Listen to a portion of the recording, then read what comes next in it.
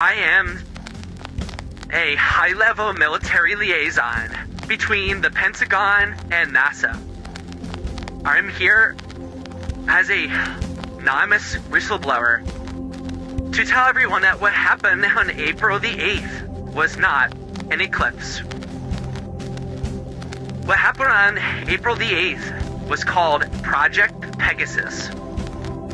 It's been in the planning for years. What occurred, if not an eclipse, since the moon was beside the sun during it and not crossing it, and also it's both in Pisces. The whole thing is ridiculous, and that's how much credit the government gives all of you, because they'll do something that blatantly wrong, inaccurate, just impossible, and yet they know that Americans, they'll be called conspiracy theorists if they even bring it up. So they do it, and they don't even care. Okay, so what did they do if there wasn't an eclipse? The biggest thing you have to realize is the coincidence, which was no coincidence, of CERN being turned on that day. It is near impossible to explain or understand for most of us, but monumental nonetheless. CERN was turned back on that day, and immediately after it was turned on, this is what appeared in the sky above CERN in Switzerland on the 8th. A literal portal was created above CERN, and this was actually predicted, which is one reason why it was filmed by many people who were in the know. But ever since they discovered the Higgs boson in 2012, the God particle, that's when all of this contact began to occur. Using a particle accelerator, believe they have found the subatomic particle known as the Higgs boson, otherwise known as the God particle. There you have it. Because this whole thing of Project Pegasus was about CERN.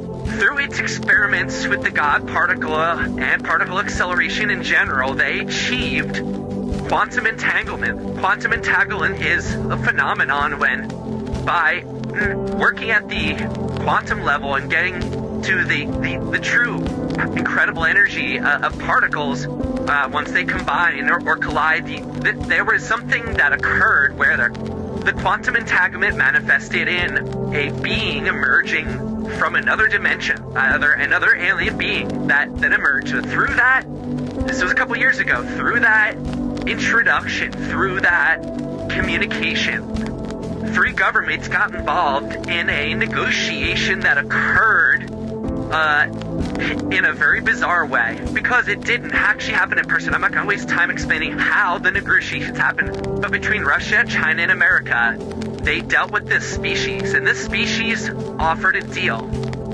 And the deal was that we would be given something if they were allowed to come here to Earth and basically set up a secret base. What did we get, and what's their secret base about? Okay, I'll just quickly tell you. What we got was AI. Think about it. Didn't AI emerge out of nowhere 2023? And didn't it emerge, not just out of nowhere, in an incredibly mature, sophisticated level of complexity that kind of makes sense for a new technology? And even now, 1 year into it, a year and a half into it, whatever we're at, it's getting scary what it can do. It's indistinguishable from reality in some cases. Okay, so that's where we're at 2 years into AI, and that's because AI, like a lot of our technology, like the microchip and other things that we got from Roswell and the Grace, this is another technology from another higher level species. And let me just add this, for those who think that AI is about making funny pictures or interesting videos and stuff, sure, it can do that, and that is the consumer-facing end of this technology. But if you knew the intent of AI in terms of how it will impact your everyday life very soon, you might take a gun to your head and blow your brains out. It is that radical of a shift what the government intends to do with this shiny toy called AI. So that's what we got. In return, they got basically the southern half of Antarctica, below the South Pole. And that is what, well, let me, first things first, what the hell happened if not an actual eclipse? Well, a couple things. Number one, they required, in order to do this, and when I say do this, the event to happen on the 8th was the alien species coming through to our dimension. In order to come through, they required a few things. Number one, they required loosh. What is loosh? Loosh is the energy expended and exhibited by human beings when they are collectively excited and focused on something, like at a rock concert or during church or something like that. Oh, it's emotional. I can't explain why, but it is. We had tears, we had screams, we had fireworks.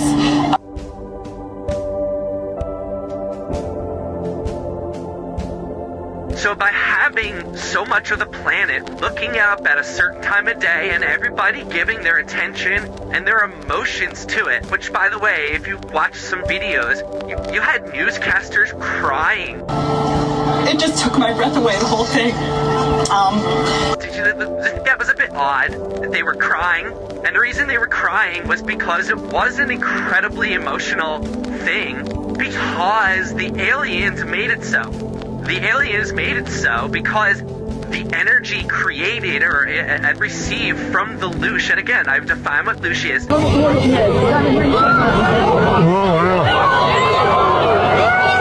look at that! What's that all about?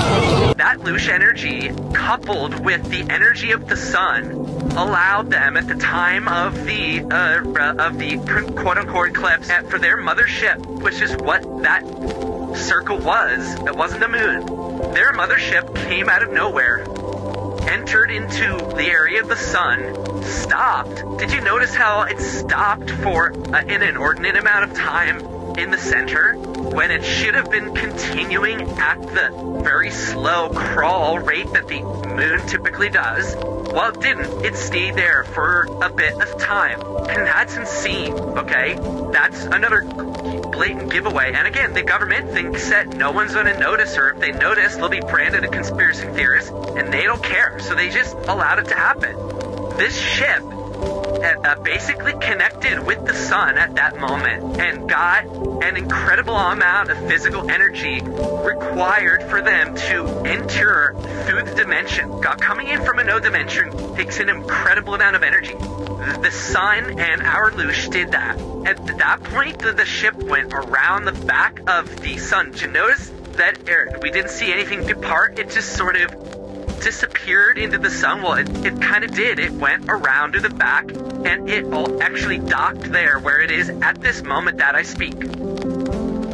What happened next? Well, from that energy, from that loosh, from that focus, from that also that actual hydrogen-based nuclear energy it got from the sun, it was able to send a massive amount of ships and individuals of their race through the Earth into an area just north of the Antarctic base that they're going to take over.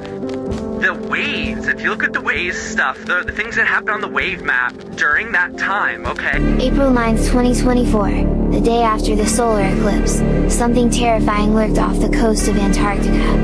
Radar systems detected a monstrous wave anomaly, an area larger than Texas with 80-foot waves. The anomaly moved up towards South Africa. At the same time, Cape Town witnessed a horrifying sight. The ocean receded dramatically, as if dragged away by some unseen force. Beaches were left exposed, waves vanished. What really happened? A glitch in the system? A creature? Or something yet to be seen? And they had the audacity to tell the public it was a glitch. It wasn't a glitch because there is tons of video and evidence of people in South Africa running from mini tsunami level waves that were created by these ships becoming USOs, going underwater. And from doing that and establishing themselves there, they were able to then make their move to the southern part of Antarctica. They also took animals. We're going to talk to Jason about some of the changes that we've heard. Birds making more noises. And it's fun to see all the animals act up. Anything you noticed with the animals as you were sitting back there just a minute ago? They get very active now. The fish were jumping out of the water a lot. Animals were a big part of the deal. Of course, taking humans was off the table from our governments, but they allowed that animals to be taken, and animals reacted weirdly during this quote-unquote eclipse.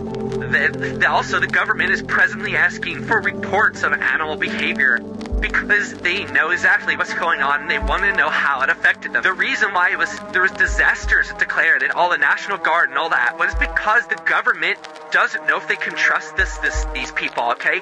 They're still getting to know them, and we didn't know what would happen, really. We were told the government's with, man, we have it all on paper. I mean, I have packets of reports about what we were told by this species of what happened, but we had to be prepared in case it got crazy, in case something went off script, in case there was some in Asia. I mean, we had to prepare for the worst because we didn't know if we could trust. I think the craziest secret that I have to divulge, though, about this whole thing is that the 2 rockets that NASA shot on the 8th, coincidentally, to quote-unquote observe what was the official narrative.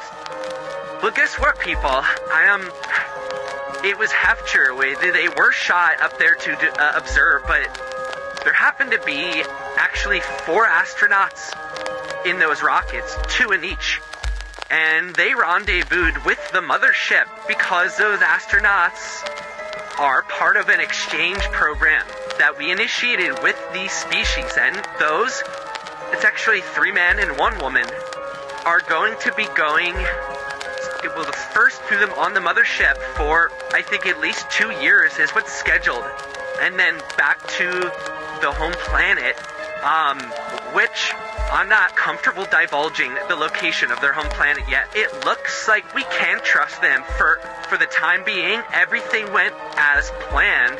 And again, the fact is that the public doesn't have a frickin' clue that what they just witnessed was essentially the first incursion, I call it an incursion, of a alien race onto our sovereign, planet, and they now have a piece of it. And what they do next, we have no idea.